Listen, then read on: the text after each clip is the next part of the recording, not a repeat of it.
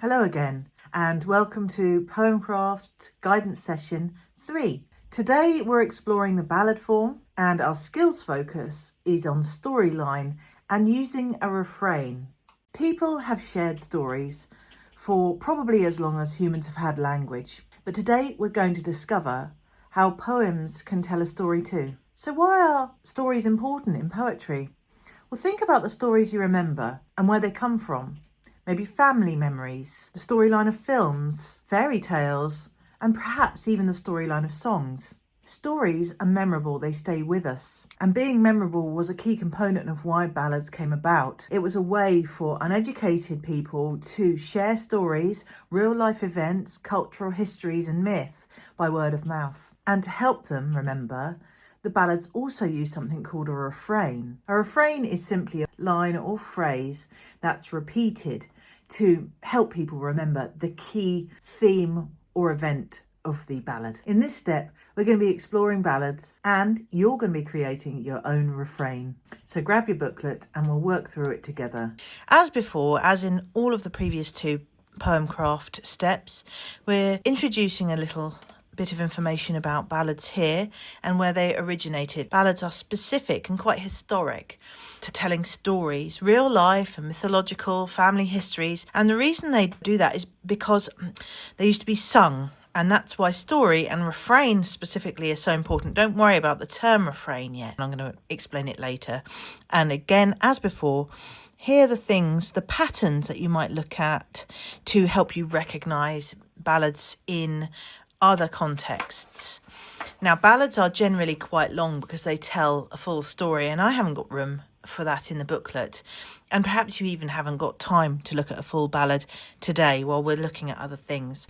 This is a shortened version of an older ballad that was written in 1844 about a real-life crime that happened in Cornwall. And this was about Charlotte Diamond or Dimmond, and she was a farm worker who was killed by her fiancé. So the original ballad was 22 stanzas long, quite long, and here we've only got 4. But to show you the storyline of the ballad, I've actually chosen the first stanza, 2 of the middle stanzas, and stanza towards the end, almost at the end of that. Hopefully it tells a story in itself. So it was a Sunday evening, and in the April rain, that Charlotte went from our house and never came home again. Charlotte walked with Matthew through the Sunday mist, never saw the razor waiting at his wrist. Charlotte, she was gentle, but they found her in the flood, her Sunday beads among the reeds beaming with her blood. They took him off to Bodmin, they pulled the prison bell, they sent him smartly up to heaven and dropped him down to hell. So you can see the context when it happened. Charlotte left the house. She went off with her fiancé Matthew, and it creates sympathy for Charlotte, telling us that she was gentle, but that her beads that she wore around her neck were covered in the blood that happened as Matthew slashed her throat. Then they took him off to Bodmin. Bodmin was a local place which had the county court, and they pulled the prison bell. They sentenced him. As you can probably tell, he was hung, and for taking an innocent person's life, an innocent woman's life, he goes to hell. That's what the poet Charles Causley believed happened to Matthew's soul. So here we have the patterns that the ballad expects of the poet, and here we have ways that you can spot a ballad in this one and in other ballads that I hope you'll read as well. Are there 4 lines per stanza? Okay, so let's have a look. Stanza is just the technical term for a verse, a poetic verse. Stanzas don't have a specific amount of lines per stanza. It's just a technical name when lines are grouped together. So here we have 1, 2, 3, 4 lines. Are there 4 lines per stanza? There absolutely are. So we can tick that off. Do the first and third lines rhyme? Evening and house. Now that doesn't rhyme. Rain and again does. So what we need to do is we need to say 2 and 4 in this instance. So while the first and the third lines don't rhyme, we do have rhyming, and we can correct it to say what we want. So do the second and fourth lines rhyme? Yes, they do. And presumably they do. Wrist and mist. Flood, blood. Yes. Is it told by a narrator? Now, this is interesting one. We can't tell who's speaking because we assume it's Charles Causley the poet, or he's constructed a narrator. Because we know he's talking about Charlotte and then he mentions Matthew and then he mentions they, it's told from the third person. That means by a person outside of the storyline, and that is a narrator, so we can tick that one off too. Is it about a dramatic event? Well, it's about a murder and an execution. Couldn't possibly get more dramatic than that. Does it have a clear beginning, middle and end? Well, you can see even from the 4 stanzas that I've selected from the longer poem, you can already see it's got a beginning, it's got a middle and it's got an end. So we can certainly see that. Does it have a repeated line or refrain? Now this is where we get to learn about a refrain. Now a refrain is a repeated line, and usually it will come at the end of the stanza here. And as we can see here, there's no refrain in Charlotte Diamond. That one's already crossed off for us.